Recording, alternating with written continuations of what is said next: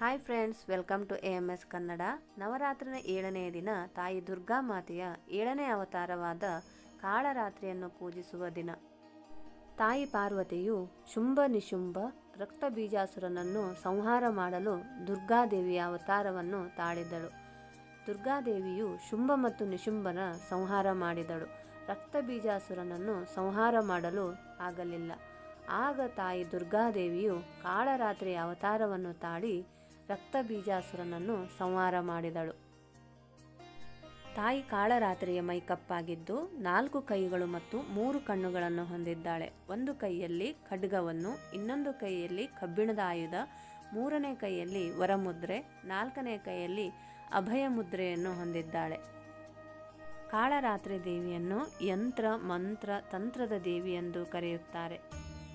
ಈ ದೇವಿಯ ಪೂಜೆಯನ್ನು ಶ್ರದ್ಧಾಭಕ್ತಿಯಿಂದ ಮಾಡಿದ್ದೇ ಆದಲ್ಲಿ ತಾಯಿಯು ಅಕಾಲ ಮರಣದಿಂದ ಕಾಪಾಡುತ್ತಾಳೆ ಎಂಬ ನಂಬಿಕೆ ಇದೆ.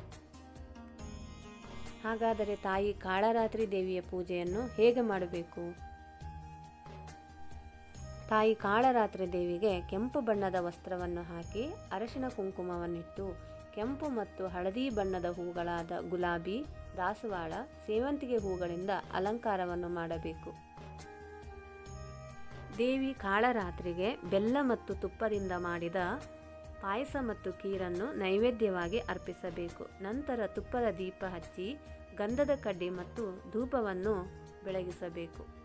ನಂತರ ವಿಳೆದೆಲೆಯ ಮೇಲೆ ಕರ್ಪೂರ ಮತ್ತು ಲವಂಗವನ್ನು ಇಟ್ಟು ವಿಶೇಷವಾದ ಆರತಿಯನ್ನು ತಾಯಿ ಕಾಳರಾತ್ರಿಗೆ ಮಾಡಬೇಕು. ನಂತರದಲ್ಲಿ ಓಂ ಐಂ ಹ್ರೀಂ ಶ್ರೀಂ ಕಾಳರಾತ್ರೆ ದುರ್ಗಾಯೇ ನಮಃ ಎಂಬ ಮಂತ್ರವನ್ನು 21 ಬಾರಿ ಪಠಿಸಬೇಕು.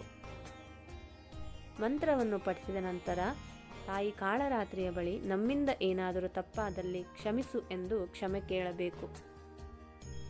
ಹೀಗೆ ಪೂರ್ತಿ ಶ್ರದ್ಧಾಭಕ್ತಿಯಿಂದ ಕಾಳರಾತ್ರಿ ದೇವಿಯ ಪೂಜೆ, ಉಪವಾಸ, ವ್ರತ ಮಾಡಿದ್ದಲ್ಲಿ ತಾಯಿ ಕಾಳರಾತ್ರಿಯು ಅಗ್ನಿಭಯ, ಜಲಭಯ, ಅಕಾಲ ಮರಣ ಮತ್ತು ಭೂತ ಪ್ರೇತಗಳ ಭಯದಿಂದ ಕಾಪಾಡುತ್ತಾಳೆ. ಈ ಮಾಹಿತಿ ಇಷ್ಟವಾದಲ್ಲಿ ಪ್ಲೀಸ್ ಲೈಕ್, ಶೇರ್ ಮತ್ತು ಸಬ್ಸ್ಕ್ರೈಬ್ ಮಾಡಿ. ತಪ್ಪಿದ್ದಲ್ಲಿ ಕ್ಷಮಿಸಿ. Thanks for watching.